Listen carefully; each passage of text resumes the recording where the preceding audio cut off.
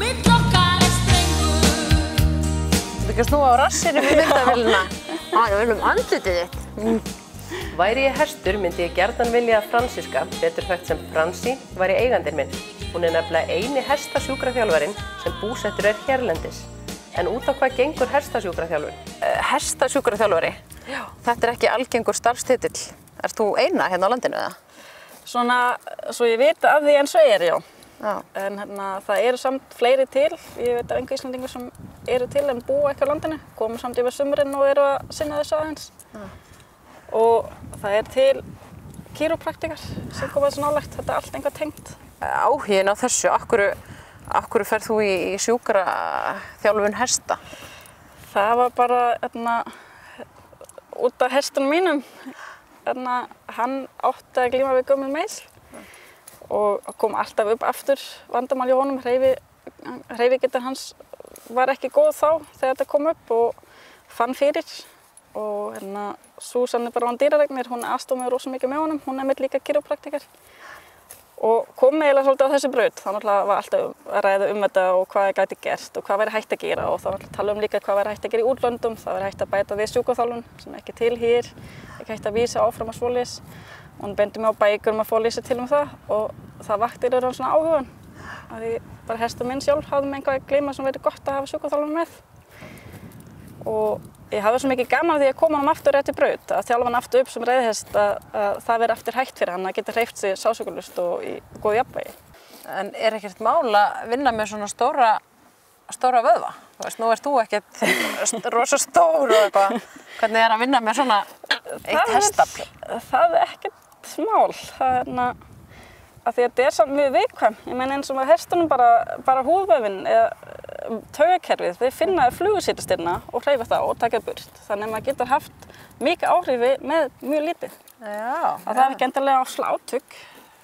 En ef við förum aðeins í það, segjum að ég kæmi hérna, látum svo, ef þú gefur mér hestinn, þá getum við leikið þetta. Djók. Já. Nei, ef við segjum að þetta væri hesturinn minn hérna og ég myndi segja, heyrðu, það er eitthvað skrítið. Hann ber sig ekki alveg eins og venjulega. Nákvæmlega. Hvernig myndur þú geta aðstofað mig? Þannig, við myndum byrja á því að ég fer bara yfir að þú segir mig aðeins hvað nákvæmlega vandamálið fer kannski líka yfir sjúkrasagan af því oft fylgst mikið í því. Hvort eitthvað hefur komið fyrir eða hvort hann hefur bara þróað með sér einhverja? Einhver tíma, hann er gott að vita það upp á bakgrunnin. Líka því sumt, eða eru við viðkvæm fyrir ákveðin hluti eins og hrossasort, þá má sumt ekki meðhandla of mikið. Þannig að líka gott að vita sjúkrasögu bara svoleiðis, ekki endilega tengt stóðkerfið. Upp á meðhandlan síðan seinna meir.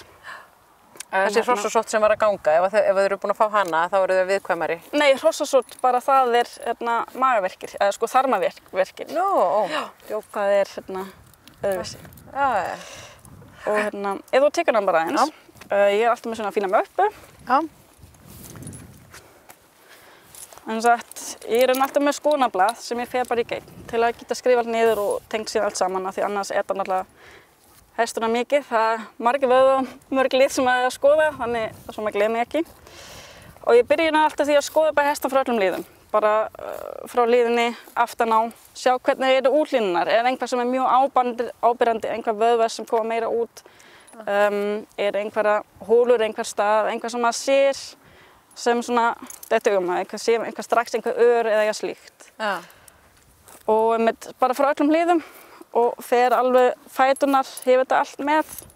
Það tekur bara svona inn líka oft svona aðeins í rauninni í hvaða svona andlegu ástand er hesturinn. Maður sér alveg svona hvernig það eru að því oft líka hegðun af hverju ég verð kallað til, ekki endilega því það eru halldýr eða einhver svoleiðis.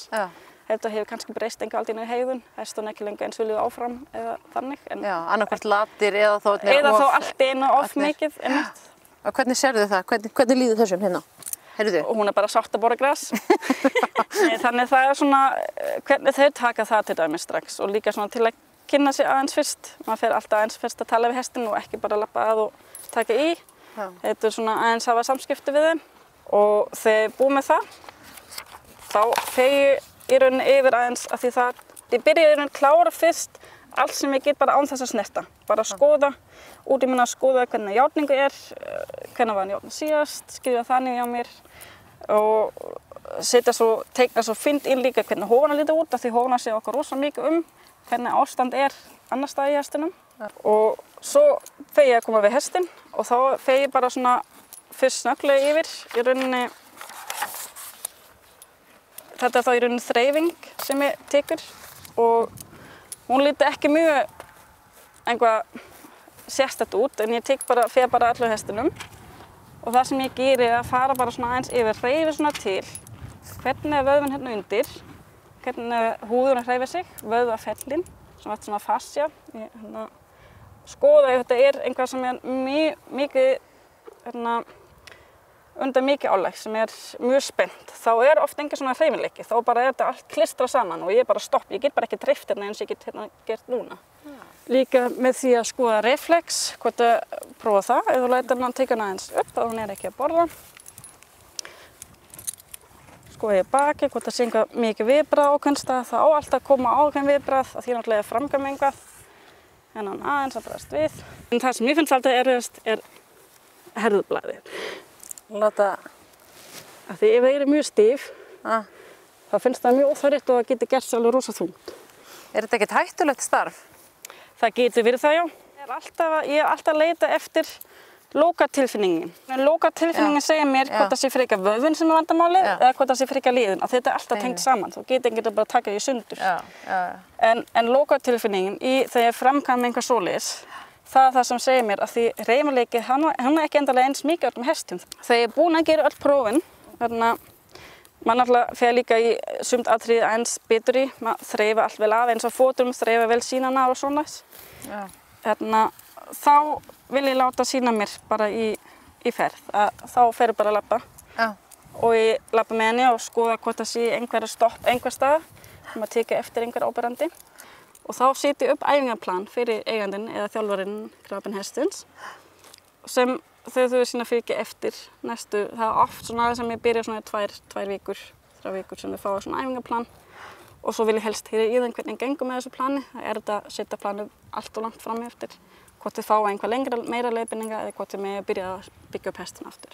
En náttúrulega fer alltaf rosa mikið bara eftir því hvað er að hestinum. Ég hef líka þurft að segja bara æfingaplanið farið bara út. Já, bara búið. Það er ekki endilega einhver alltaf rosa prógram, fer alltaf eftir hvað var vandamálið.